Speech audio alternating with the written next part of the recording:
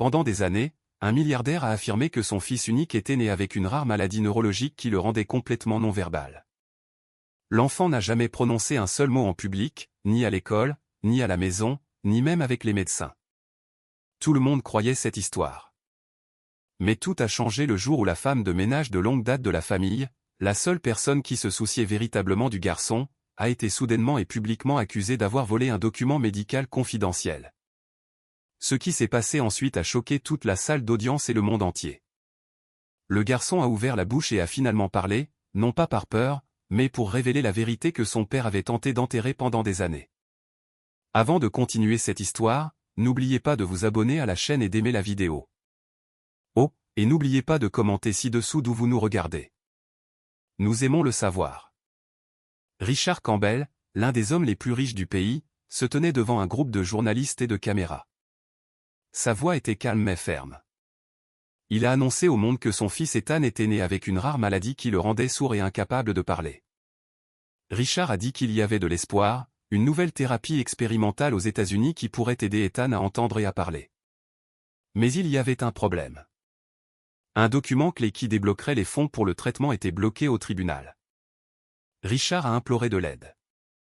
Il a dit que ce n'était pas une question d'argent ou de pouvoir. Il s'agissait de sauver l'avenir de son fils. Le moment était émouvant.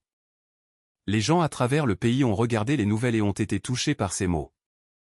Richard avait l'air fatigué mais déterminé. Il se tenait à côté de son avocate, Vanessa Moore, qui travaillait dur sur l'affaire. Son visage était grave alors qu'elle promettait qu'ils faisaient tout leur possible pour obtenir la publication du document. Vanessa Moore, l'avocate de Richard, travaillait sans relâche. Elle a parlé au juge, déposé des requêtes urgentes et contacté des personnes haut placées. Chaque jour, elle faisait face à des obstacles juridiques, mais elle n'a pas abandonné. Elle a expliqué au tribunal que le fonds de recherche, qui disposait de millions de dollars, était destiné exactement au cas comme celui d'Ethan. Mais en raison d'un litige juridique impliquant l'organisation qui contrôlait le fonds, aucun argent ne pouvait être débloqué sans le document confidentiel. Vanessa a fait valoir que ce retard pourrait coûter à Ethan sa chance d'une vie normale.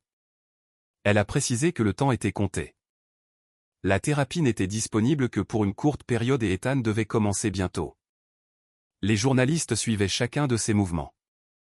Les chaînes d'information la montraient entrant au tribunal avec des piles de papier, faisant des interviews et parlant avec passion. Les internautes ont commencé à la soutenir et à la qualifier de héroïne. Mais malgré ces efforts considérables, la bataille juridique était plus compliquée que quiconque ne l'avait imaginé. À l'intérieur du grand manoir silencieux de Richard, l'ambiance était très différente. Alors que le monde voyait un père désespéré et une avocate courageuse, quelqu'un d'autre observait tranquillement tout. Grace, la femme de ménage, travaillait pour la famille Campbell depuis de nombreuses années. Elle connaissait bien la maison et voyait des choses que personne d'autre ne voyait. Grace nettoyait les chambres, préparait les repas et s'occupait d'Ethan lorsque Richard était absent. Elle a remarqué comment Ethan se comportait. Il ne pleurait pas. Il ne faisait pas de bruit. Il restait seulement assis en silence ou fixait le sol. Parfois, il regardait son père avec peur. Grace a également vu comment Richard et Vanessa parlaient quand personne d'autre n'était là. Leur voix était plus basse, plus sérieuse. Ils semblaient nerveux, et parfois même en colère. Quelque chose dans leur façon d'agir la mettait mal à l'aise. Grace a commencé à se demander si l'histoire qu'ils racontaient au public était toute la vérité. Elle se sentait tiraillée entre rester silencieuse et poser des questions qu'elle n'était pas sûre de devoir poser. Au fil des jours, la pression augmentait. Richard a donné plus d'interviews. Il est apparu dans des émissions matinales, a visité des hôpitaux et a même parlé à des fonctionnaires du gouvernement. Il a dit que tout ce qu'il voulait, c'était aider son fils. Chaque apparition était soigneusement planifiée. Ethan n'a jamais été montré à la caméra, mais Richard l'a toujours mentionné. Il a parlé de la façon dont Ethan souriait quand il était bébé et de la façon dont cette condition lui a enlevé sa voix. Mais Grace, qui passait la plupart de son temps dans la maison, a remarqué des choses qui ne correspondaient pas à ce que Richard disait. Ethan souriait rarement. Il évitait son père et ne semblait calme que lorsque Grace était à proximité. Une fois, Grace a entendu Richard crier au téléphone. Il était en colère et a dit à quelqu'un de s'en tenir au plan. Une autre fois, Vanessa a laissé un dossier sur la table de la cuisine par erreur. Grace a vu des photos à l'intérieur qui n'avaient pas de sens. Ce n'étaient pas des dossiers médicaux. Ils ressemblaient à des contrats et des accords juridiques avec des noms qu'elle ne reconnaissait pas. Malgré le soutien public croissant, le tribunal n'avait toujours pas publié le document. Vanessa a continué à insister, à interjeter appel et à demander des séances d'urgence. Elle a dit que l'affaire ne concernait pas seulement Ethan. Il s'agissait de donner de l'espoir à d'autres familles dans des situations similaires. Ses arguments étaient solides, mais le juge est resté prudent. Trop de questions juridiques entouraient le fond. En privé, Vanessa semblait plus stressée qu'avant. Elle dormait à peine, et quand elle parlait à Richard, ils se disputaient plus souvent. Grace a commencé à se sentir anxieuse. Quelque chose n'allait pas. Elle s'est demandé si le garçon allait vraiment suivre la thérapie ou si autre chose se passait. Elle a pensé à en parler, mais qui la croirait? Elle n'était qu'une femme de ménage. Pourtant, plus elle voyait de choses, plus elle était convaincue qu'Ethan n'était pas le seul en danger. Grace a commencé à prendre des notes de ce qu'elle voyait et entendait, ne sachant pas ce qu'elle en ferait. Une nuit, alors qu'Ethan dormait et que la maison était silencieuse, Grace s'est tenue près du couloir à l'extérieur du bureau de Richard. La porte était légèrement ouverte, et elle pouvait entendre Richard et Vanessa parler. Leur voix était basse, mais elle en a entendu assez. Ils discutaient de combien de temps ils pouvaient faire durer l'histoire et de ce qu'il fallait faire si le document n'était jamais publié. Vanessa a dit qu'ils avaient besoin de plus de temps. Richard a dit que les gens posaient trop de questions. Puis il y a eu une pause. Richard a demandé si Grace avait vu quelque chose. Vanessa a dit qu'elle ne pensait pas, mais qu'il devrait être prudent.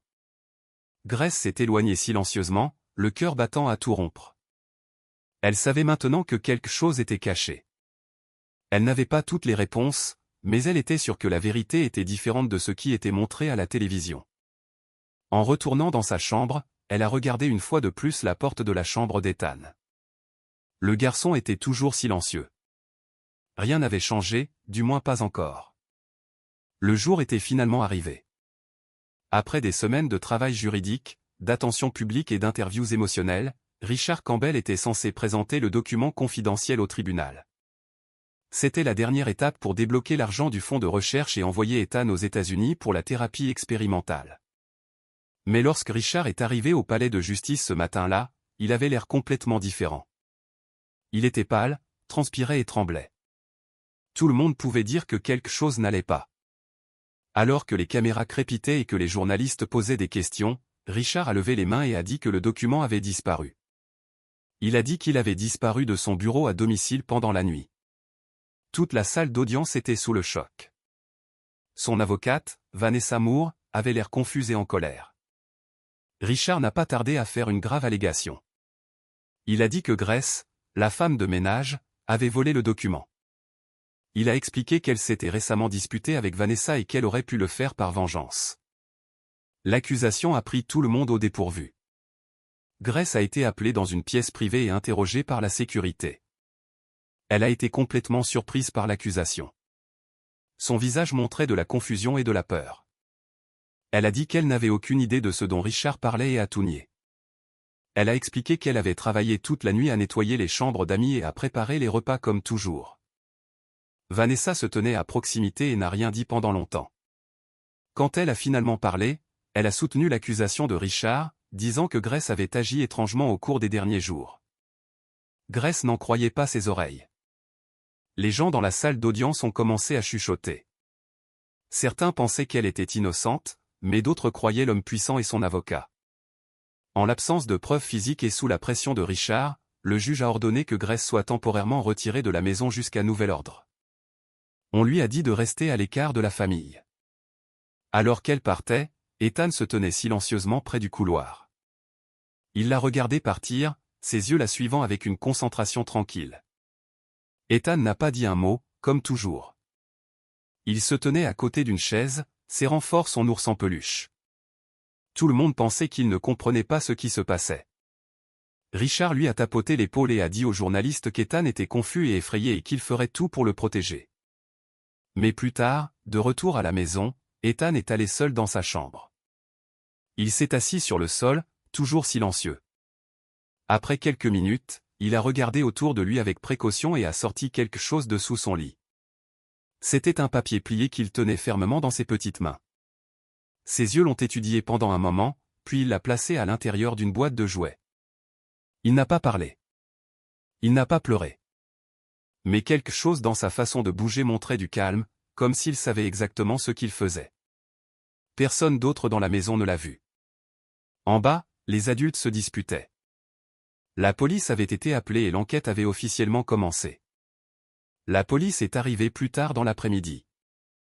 Ils portaient des vêtements civils et ont demandé à voir le bureau où le document avait été vu pour la dernière fois. Richard les a conduits à l'intérieur, expliquant qu'il gardait le papier à l'intérieur d'un tiroir verrouillé. Il a dit que le tiroir avait été retrouvé ouvert ce matin-là et que le document avait disparu. Les policiers ont pris des photos, recherché des empreintes digitales et posé de nombreuses questions. Grace avait déjà été renvoyé, mais ils ont dit qu'ils devraient encore lui parler à nouveau. Vanessa a dit aux policiers que Grace avait agi avec jalousie et colère depuis le début de la bataille juridique et qu'elle avait même fait de petites menaces. Richard a répété que Grace aurait pu le faire pour lui faire du mal ou à Vanessa. La police n'a pas dit grand-chose. Ils ont pris des notes, ramassé des objets dans la pièce et ont promis de revenir. Vanessa a ensuite exigé que le tribunal agisse rapidement. Elle a rappelé au juge que la thérapie dont Ethan avait besoin avait une courte fenêtre médicale et ne pouvait pas attendre beaucoup plus longtemps. Le juge a tenu une courte session d'urgence et a écouté la requête de Vanessa. Après avoir discuté de l'affaire avec les deux avocats et les enquêteurs, le juge a décidé d'accorder 30 jours de plus pour retrouver le document. Il a dit que le tribunal avait besoin de preuves et qu'en l'absence du document, aucun fonds ne pouvait être débloqué. Vanessa avait l'air bouleversée, mais elle a accepté. Richard a hoché la tête, mais avait l'air frustré. Les journalistes à l'extérieur de la salle d'audience ont donné des mises à jour au public. L'histoire du papier manquant et de l'accusation contre la femme de ménage a fait les gros titres. Certaines personnes ont défendu Grace en ligne, disant que l'accusation semblait étrange. D'autres ont cru Richard en raison de sa notoriété et de son argent. À la maison, l'ambiance a changé. Tout le monde était stressé. Vanessa travaillait tard tous les soirs. Richard parlait à peine au personnel. Ethan continuait à rester dans sa chambre, silencieux et seul. Mais à l'intérieur de cette pièce, il ne se contentait pas de jouer ou de dormir. Il écoutait. Quand les gens passaient devant sa porte et parlaient, il les regardait, essayant de comprendre chaque mot. Au fil des jours, Ethan a commencé à changer. Il suivait les gens du regard plus souvent. Il regardait leur bouche pendant qu'ils parlaient, comme s'il étudiait la façon dont ils bougeaient. Parfois, il répétait même de petits mouvements avec ses lèvres quand personne ne le regardait. Vanessa a remarqué qu'il s'asseyait plus près pendant les appels téléphoniques et qu'il fixait son visage pendant qu'elle parlait. Une fois, elle s'est retournée et lui a demandé s'il avait besoin de quelque chose, mais il a rapidement détourné le regard. Richard n'a pas remarqué grand-chose. Trop occupé à appeler des avocats et à faire face aux retombées publiques, mais Ethan devenait plus conscient. Il a commencé à s'asseoir près des escaliers quand les gens parlaient en bas. Il regardait, attendait et se souvenait. Et toujours la boîte de jouets dans sa chambre restait fermée, cachée au même endroit. À l'intérieur, le document plié restait intact. Personne ne savait que le papier pour lequel ils se battaient tous se trouvait dans la même maison depuis tout ce temps. Ethan, silencieux comme toujours, comprenait plus qu'ils ne le pensaient tous. Chaque matin, comme sur des roulettes, Richard entrait dans la chambre d'Ethan portant une petite bouteille brune et une cuillère. Le liquide à l'intérieur sentait l'amertume, et Ethan fronçait toujours les sourcils quand il le voyait. Richard a dit que les gouttes étaient un médicament pour sa condition neurologique. Il a expliqué encore et encore que sans cela, l'état d'Ethan pourrait empirer, que c'était nécessaire pour que son cerveau reste stable. Richard insistait pour le donner lui-même, ne laissant jamais personne d'autre manipuler la bouteille. Même à l'infirmière qui visitait parfois la maison, on lui disait de ne pas s'en mêler. Ethan s'asseyait tranquillement pendant que son père versait les gouttes dans la cuillère. Il ouvrait la bouche et les avalait parce que c'était ce qu'il avait toujours fait, mais quelque chose dans la routine lui semblait étrange. La façon dont Richard tenait la bouteille si fermement, la façon dont il ne laissait jamais personne regarder l'étiquette, tout cela mettait Ethan mal à l'aise. Pourtant, il restait silencieux comme il l'avait toujours été. Grace, à qui on avait ordonné de rester à l'écart de la maison, essayait toujours de joindre Ethan. Elle a envoyé de petits messages par l'intermédiaire d'un voisin lui demandant comment il allait. Elle a même laissé un jouet à la porte un après-midi, mais Richard l'a fait jeter. Il a dit qu'elle n'avait plus le droit de les contacter. Grace s'inquiétait constamment pour Ethan.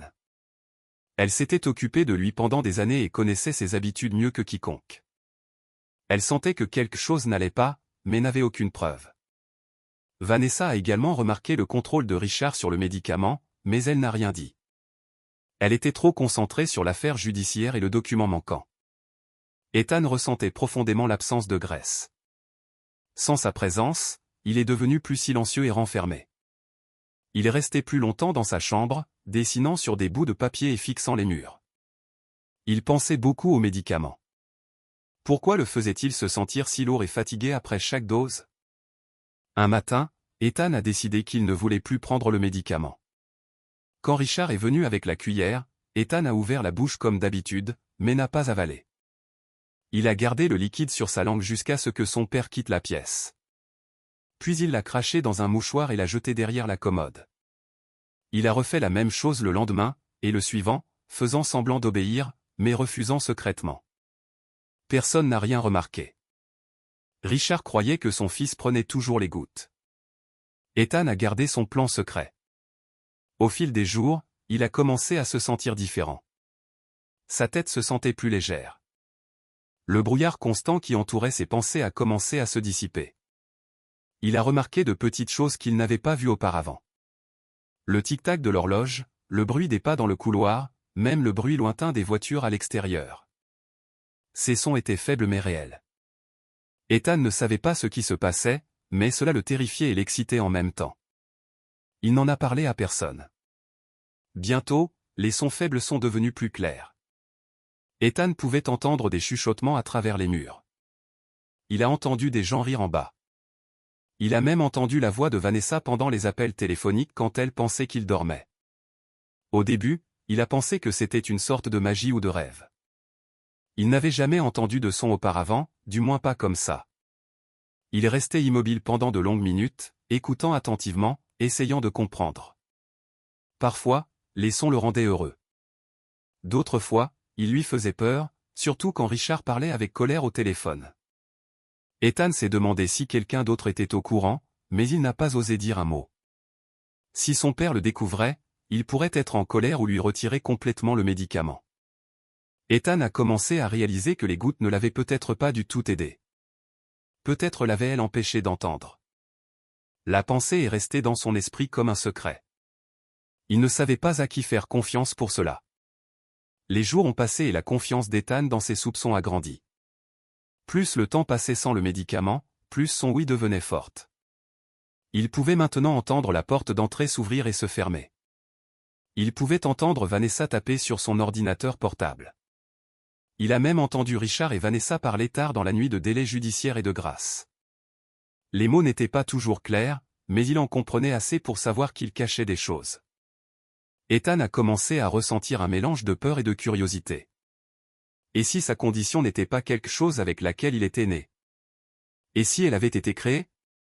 Il se souvenait comment Grace lui avait dit une fois à voix basse, un jour, tu connaîtras la vérité. Maintenant, il se demandait ce qu'elle avait voulu dire. Il se demandait aussi pourquoi son père était si strict au sujet du médicament. Était-ce vraiment pour sa santé ou pour autre chose? La question devenait de plus en plus importante dans sa tête chaque jour. Ethan n'a parlé à personne de ce qui se passait. Il restait silencieux, faisant semblant que rien n'avait changé, mais à l'intérieur, il était différent. Il avait commencé à observer Richard attentivement chaque fois que la bouteille de médicament apparaissait. Il a remarqué que les mains de son père tremblaient légèrement quand il versait les gouttes. Il a remarqué que Vanessa ne regardait jamais la bouteille directement. Ethan s'est également souvenu du visage inquiet de Grace la dernière fois qu'il l'avait vue. Toutes les pièces ont commencé à s'emboîter dans son jeune esprit. Le médicament ne l'améliorait pas. Il l'avait maintenu dans le même état, peut-être même le rendait malade. L'idée l'effrayait, mais lui donnait aussi un sentiment de contrôle qu'il n'avait jamais ressenti auparavant. Maintenant, il savait qu'il avait un choix. Il pouvait continuer à faire semblant et en apprendre davantage, ou il pouvait le dire à quelqu'un. Pour l'instant, il a choisi le silence, gardant son secret tout en écoutant le monde qu'il commençait enfin à entendre. Chaque nuit, après que la maison se soit calmée et que les lumières se soient éteintes, Ethan écoutait. Au début, il s'agissait de bruits doux, des chaises qui bougeaient, des pas ou le bourdonnement du réfrigérateur, mais maintenant tout était beaucoup plus clair. Les murs du manoir n'étaient pas aussi épais qu'ils n'y paraissaient. Les voix les traversaient, surtout la nuit quand tout le reste était silencieux. Ethan a commencé à entendre des conversations en bas près du bureau de Richard et du salon. Les portes étaient souvent laissées légèrement ouvertes, et le son montait dans le couloir jusqu'à la chambre d'Ethan. Il restait immobile dans son lit, les yeux ouverts, essayant d'attraper chaque mot. C'est devenu sa nouvelle routine. Chaque nuit, après avoir fait semblant de dormir, il s'asseyait tranquillement et attendait les voix. Et elles arrivaient toujours. Richard et Vanessa parlaient tard, pensant qu'Ethan dormait. Ils n'ont jamais su qu'ils pouvaient les entendre. Et lentement, Ethan a commencé non seulement à entendre, mais il a commencé à comprendre ce qu'ils disaient. Au début, les conversations n'avaient pas beaucoup de sens. Ils parlaient d'argent, de réunions au tribunal et de termes juridiques étranges. Mais après plusieurs nuits, Ethan a commencé à relier les mots. Richard a dit une fois quelque chose à propos de fonds enfin débloqués. Une autre nuit, Vanessa a parlé de transfert vers un compte offshore. Les mots le confondaient, mais il pouvait dire que ces choses ne faisaient pas partie de son traitement ou de sa guérison. Il n'était pas là pour l'aider. Quelque chose n'allait pas. Puis, une nuit, il a entendu quelque chose qui l'a profondément effrayé. La voix de Vanessa était calme mais froide. Elle a dit, « Si ce garçon commence à parler, nous perdons tout. » Ethan s'est figé. Il s'est assis dans son lit, tenant ses genoux, le cœur battant à tout rompre. Qu'est-ce que cela voulait dire?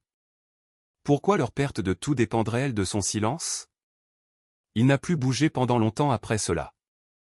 Il a fixé le mur, respirant doucement. Il a finalement compris que le médicament, le contrôle, les mensonges, tout était lié. Et maintenant, il en savait trop. Ethan n'en a parlé à personne. Il avait encore peur. Si Vanessa et Richard cachaient quelque chose, et qu'ils savaient qu'il écoutait, il pourrait essayer de l'arrêter. Il n'était pas sûr de ce qu'il ferait, mais la pensée de cela l'a maintenu silencieux. Pourtant, il ne pouvait pas faire semblant que rien ne se passait. Il avait besoin de faire quelque chose. Un matin, en nettoyant son coffre à jouets, il a trouvé un vieux flûtiste en plastique. Il était petit, rouge et avait 2 boutons, lire et enregistrer. Il fonctionnait encore. Les piles étaient faibles, mais fonctionnelles. Il l'a testé en s'enregistrant en train de fredonner et en le faisant rejouer. Le son était grésillant mais assez clair. À partir de ce jour, il a gardé le flûtiste caché dans sa chambre. La nuit, il le plaçait près de la porte sous une pile de livres et appuyait sur enregistrer. Puis il attendait. Les voix revenaient, claires et sérieuses, et le flûtiste capturait tout. Ethan écoutait le lendemain encore et encore pour être sûr. Il a appris à être prudent. Chaque matin, il cachait le flûtiste derrière sa commode ou dans le placard. Il a étiqueté les bandes avec des chiffres en utilisant de minuscules autocollants pour que personne ne le remarque. Il a commencé à les collectionner, un chaque nuit. Les bandes se sont remplies de bribes de la vérité. Il a entendu Vanessa dire des choses comme « Nous avons juste besoin de 30 jours de plus, et c'est juste un enfant. » Personne ne le croira. Richard a marmonné une fois « Nous sommes allés trop loin pour nous arrêter maintenant. » Ils n'ont jamais parlé directement de la condition d'Ethan, mais la façon dont ils parlaient indiquait clairement qu'ils avaient besoin qu'il reste silencieux, faible et incapable de parler. Toute la situation ne concernait pas seulement l'argent pour la thérapie. Il s'agissait de contrôle et peut-être même de fraude. Ethan ne comprenait pas tout, mais il en savait assez pour voir que ces 2 adultes cachaient quelque chose de très grave. Pourtant, il ne pouvait pas prendre le risque de le dire à qui que ce soit. Pas encore. Il devait attendre et regarder. Ethan a également commencé à collectionner de petits objets au cas où. Une lampe de poche, des piles supplémentaires, un minuscule carnet et même une copie de la clé de la maison que Grace avait laissée dans un tiroir il y a des mois. Il les gardait tous sous une planche de plancher lâche sous son lit. Il ne savait pas pourquoi il ressentait le besoin de se préparer, mais cela lui donnait un sentiment de contrôle. Pour la première fois de sa vie, il n'était pas complètement impuissant. Pendant la journée, il faisait semblant que rien n'était différent. Il restait silencieux, jouait avec ses jouets et suivait les routines. La nuit, il enregistrait tout. Plus il entendait de choses, plus il réalisait que les adultes responsables de sa vie n'essayaient pas de l'aider. Ils essayaient de l'utiliser. Chaque fois que Vanessa mentionnait le tribunal, ou que Richard chuchotait à propos de ce qui se passe si cela fuit, Ethan en était plus sûr. Il savait qu'il ne pouvait pas les arrêter encore, mais il pouvait rassembler la vérité. Pièce par pièce, la maison restait calme à l'extérieur. Personne n'a remarqué ce qu'Ethan faisait. Richard donnait toujours des mises à jour aux médias. Vanessa se précipitait toujours dans et hors de la maison avec des documents judiciaires et des appels téléphoniques. Mais dans la chambre d'Ethan, quelque chose d'important se produisait. Un enfant qu'ils pensaient tous briser écoutait maintenant, pensait et planifiait. Les voix dans le noir, autrefois effrayantes et confuses, étaient devenues utiles. Elles lui donnaient la vérité, le genre qu'il pouvait retenir, même s'il ne pouvait pas la dire à voix haute. Chaque nuit, il écoutait plus attentivement. Chaque jour, il organisait ses notes et ses bandes en secret. Il ne savait pas quand ni comment, mais il croyait que le moment viendrait où il aurait besoin de ses preuves. Pour l'instant, il devait être patient. Il ne pouvait pas encore parler, mais il pouvait tout entendre. Et au fond de lui, Ethan comprenait clairement une chose. La vérité se rapprochait, et elle était bien plus dangereuse que quiconque ne le réalisait. Le tribunal avait finalement autorisé une visite supervisée. Grace a été autorisée à voir Ethan pendant 30 minutes après avoir été tenue à l'écart pendant plusieurs semaines. Une assistante sociale l'a accompagnée au manoir où Richard et Vanessa sont restés hors de vue. Ethan attendait dans le salon, assis raide sur le canapé. Quand Grace est entrée, son visage a changé. Il n'a pas souri, mais ses yeux se sont illuminés. Elle s'est assise doucement à côté de lui, ne sachant pas comment il réagirait. Après un moment de silence, Ethan s'est penché vers elle. Il a ouvert la bouche lentement et a émis un son. C'était rude et calme, mais c'était un mot. Grace s'est figée. Il a dit « Grace », presque comme un chuchotement. Ses yeux se sont remplis de larmes, mais avant qu'elle ne puisse parler, Ethan a mis un doigt sur ses lèvres. Il ne voulait pas que quelqu'un d'autre entende. Grace a hoché la tête. Quelque chose d'important se passait. Pour la première fois, Ethan choisissait de parler. Il lui faisait confiance. Elle s'est penchée plus près. « Nous allons comprendre cela », a-t-elle dit doucement. Alors que la visite se poursuivait, Ethan a conduit Grace en silence en haut des escaliers jusqu'à sa chambre. L'assistante sociale leur a permis d'avoir de l'intimité puisque le manoir était surveillé. Une fois à l'intérieur, Ethan s'est agenouillé à côté de son lit et a soulevé une planche de plancher lâche. Grace a regardé attentivement, ne sachant pas ce qu'il faisait. De l'espace en dessous, il a retiré une petite boîte en plastique. À l'intérieur, il y avait des piles, des papiers et un flûtiste rouge. Il le lui a tendu. Elle avait l'air confuse, mais Ethan a pointé du doigt le bouton de lecture. Elle l'a pressé. De la statique a rempli l'air, puis des voix. Richard et Vanessa. Les mots n'étaient pas clairs au début, mais au fur et à mesure qu'elle écoutait plus de clips, cela devenait évident. Il y avait des phrases sur l'argent, les mensonges et le fait de maintenir Ethan silencieux. Un enregistrement montrait Vanessa disant « S'il parle, nous perdons tout ». Grace a senti un frisson. Elle a regardé Ethan. Il a hoché la tête lentement, lui montrant plus de bandes. La qualité du son n'était pas parfaite, mais le message était clair. Quelque chose de terrible avait été caché. Grace savait qu'elle ne pouvait pas simplement courir à la police encore. Ces enregistrements étaient importants, mais ils avaient besoin de preuves plus solides. La santé d'Ethan avait toujours été un mystère pour elle. Elle se souvenait comment au fil des ans sa condition ne semblait jamais s'améliorer, peu importe le nombre de médecins impliqués. Elle soupçonnait quelque chose, mais n'avait jamais imaginé que cela pouvait être aussi grave. Elle a contacté un vieil ami, le docteur Léonaret, un homme calme qui avait travaillé avec la famille il y a longtemps. Elle lui faisait confiance. Grace a expliqué la situation sans nommer de nom et a demandé s'il pouvait examiner Ethan discrètement. Il a accepté de les rencontrer dans une clinique à proximité. Après avoir organisé les papiers, quelques jours plus tard, Grace et Ethan ont rencontré le docteur et en secret. Il a effectué un bilan complet, y compris des tests neurologiques, des examens auditifs et des analyses de sang. Ethan est resté calme pendant tout cela. Il n'a pas beaucoup parlé, mais il a bien suivi les instructions. Après le rendez-vous, le docteur a dit qu'il appellerait bientôt avec les résultats. 2 jours plus tard, Grace a répondu au téléphone. Le docteur était à l'autre bout du fil, et son ton était sérieux. Il lui a demandé de s'asseoir. Puis, il a dit quelque chose qu'elle n'oublierait jamais. Ethan n'a jamais été handicapé. Elle n'a pas compris au début. Il l'a répété lentement, expliquant les résultats. L'ouïe d'Ethan était normale. Son cerveau fonctionnait normalement aussi. Le long silence, le manque de parole, le comportement étrange, tout cela avait été causé par autre chose.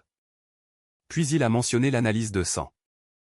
Les produits chimiques trouvés dans le corps d'Ethan étaient compatibles avec un sédatif fort qui, lorsqu'il est pris régulièrement, peut causer des retards cognitifs et moteurs. Le médicament n'avait été prescrit par aucun médecin officiel. Il avait été donné à Ethan pendant des années, probablement par quelqu'un dans la maison. Le cœur de Grace s'est serré. Quelqu'un avait fait en sorte qu'Ethan paraisse handicapé exprès. Ce n'était pas une erreur. C'était intentionnel. Mais pourquoi quelqu'un ferait-il cela à un enfant? Grace n'a pas dormi cette nuit-là. Elle est restée éveillée à penser à tout. Les bandes, le diagnostic, les mensonges, la fausse thérapie, le comportement étrange de Richard et Vanessa, et le mystérieux document manquant. Tout devait être lié. Grace a maintenant compris que la vérité était plus dangereuse qu'elle ne le pensait. Ethan avait été drogué pendant des années pour le faire paraître malade. Quelqu'un avait gagné quelque chose grâce à ce mensonge. Peut-être de l'argent, peut-être de la sympathie, peut-être du pouvoir. Et ce document, celui que Richard a dit avoir disparu juste avant l'audience, pourrait contenir la réponse. Grace y croyait. Peut-être était-ce un rapport médical ou une preuve de fraude financière. Quoi qu'il en soit, il devait être la pièce manquante. Elle a regardé Ethan, maintenant endormi dans son lit, respirant enfin librement. Il avait tant souffert en silence. Elle ne pouvait pas laisser cela continuer. Elle a doucement repoussé ses cheveux en arrière et a chuchoté, « Je vais trouver la vérité. Peu importe ce qu'il faut. » Elle a noté tout ce qu'elle savait jusqu'à présent. Les noms, les dates, les lieux, même des citations des bandes. Elle a stocké des copies des enregistrements dans différents endroits. Un sur une clé USB, un autre téléchargé dans un dossier sécurisé en ligne. Elle ne voulait prendre aucun risque. Elle a également contacté à nouveau le docteur et lui a demandé d'écrire un rapport officiel. Il a accepté mais l'a averti d'être prudente. Grace savait qu'elle entrait dans quelque chose de plus grand qu'un simple mensonge familial. Elle a commencé à poser des questions sur les affaires de Richard, sur le fonds international.